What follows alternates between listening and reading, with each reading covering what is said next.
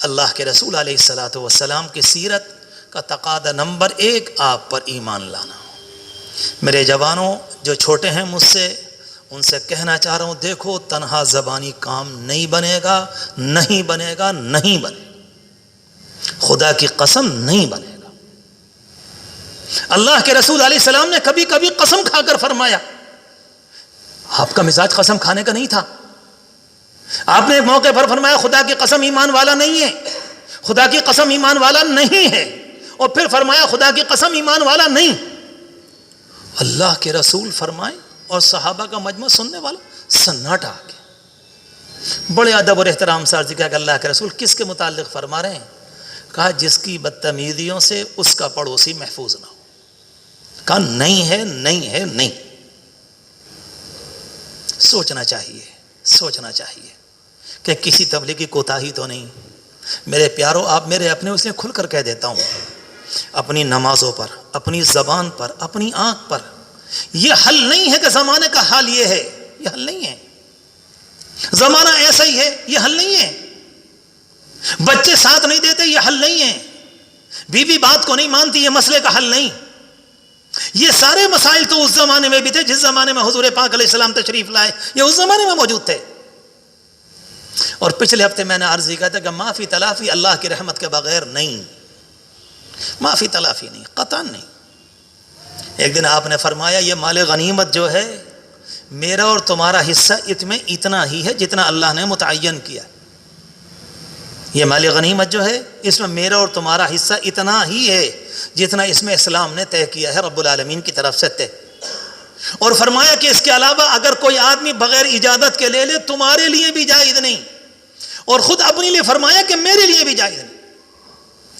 اور لوگوں کو سمجھانے کے لیے اونٹ پر جب موجود تھے آپ، اونٹ کی گردن کے یہاں سے شانے سے کچھ بال لیے آپ نے، بال، اور بال لے کر صحابہ کرام سے کہا جیسے یہ بال ہیں اتنی بھی گنجائش نہیں ہے اللہ کی اجازت کے بغیر لینے کی. کس طرح سے سمجھایا. ایک موقع پر آپ کے صحابی ہیں، آخری بات عرض کروں، حضرت سعد بن معاذ رضی اللہ تعالیٰ عنہ، بہت بڑے صحابی. مقام کا تو یہ حال ہے کہ جب انتقال ہوا تو اوپر ایک دفعہ فرشتوں کی دنیا میں ہلچل مچ گئی.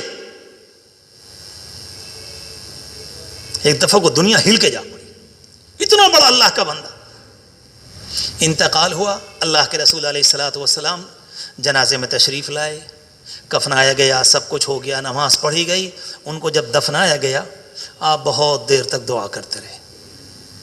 صحابی رسول ہیں، حضور پاک علیہ السلام کے چہیتے صحابی، بڑے پیارے، جوانی میں انتقال ہوا تھا.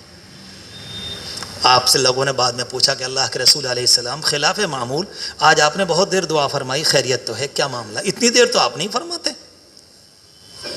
آپ نے فرمایا مجھے اللہ کی طرف سے اطلاع ملی اس بندے کی قبر اس کے اوپر بھینچ دی گئی اور اس کی پسلیاں ایک دوسرے میں چلی گئیں.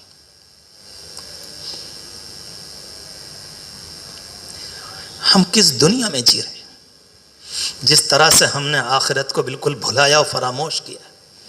میرے پیارو، وہ زندگی کہلانے کی مستحق نہیں ہے. آخرت کا استحضار نہ ہو، اپنی قبر یاد نہ ہو، یوم آخرت یاد نہ ہو، اپنی جنت اور جہنم کا پتہ. یہ بھی کوئی زندگی؟ آئے، کھایا، پیا، جیسے سب کر رہے ہیں، غیر مسلم بھی کر رہے ہیں، ہم بھی کر رہے ہیں. وہ مر گئے، ہم مر گئے، جا چھٹی. اور قبرستان سے لوٹتے وہ آگے کہ بڑے اچھے تھے، بڑے اچھے تھے جی، آپ کے کہنے پہ، میرے کہنے پہ مغفرت تو ہو جائے گی بس. اس کو نہیں کہا جاتا، اس کو نہیں. آپ کی صاحبزادی پر لوگوں نے ایک موقع پر حملہ کیا، انہیں شہید کرنے کی کوشش کی، کسی طرح سے وہ چھٹا کر، اور کسی طرح سے پورا لمبا واقعہ ہے. مدینہ منورہ آ گئیں، بیمار ہوئیں، ابا جان نے بڑا علاج کرایا، اللہ کی طرف سے شفا مقدر نہیں تھی، جو وقت طے تھا وہ آیا، انتقال ہو گیا. آپ قبرستان تشریف لائے، اپنی بیٹی کو اتارا، اور اس وقت قبر میں ابھی تختے یا پتھر نہیں رکھے گئے تھے، وہاں پر جو چیز رکھی جاتی تھی، ایک مبارک پاؤں ادھر، ایک مبارک پاؤں ادھر، اور بیٹی کا جنازہ بیچ میں، کھڑے ہو کر دعا کر رہے ہیں اللہ سے. صحابہ کرام سناٹے میں ہیں.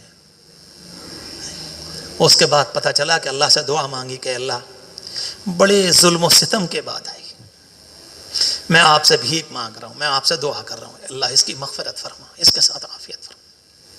نبی اپنی بیٹی کے لیے کرے گا تو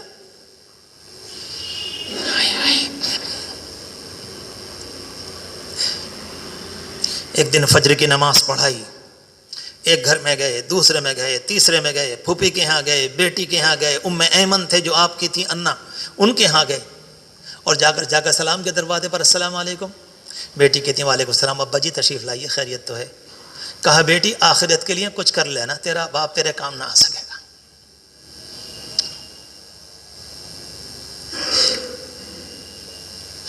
حضرت صفیہ کے ہاں گئے، پھوپھی جان السلام علیکم. وعلیکم السلام بھتیجے مرحبا، آئیے آئیے تشریف لائیے.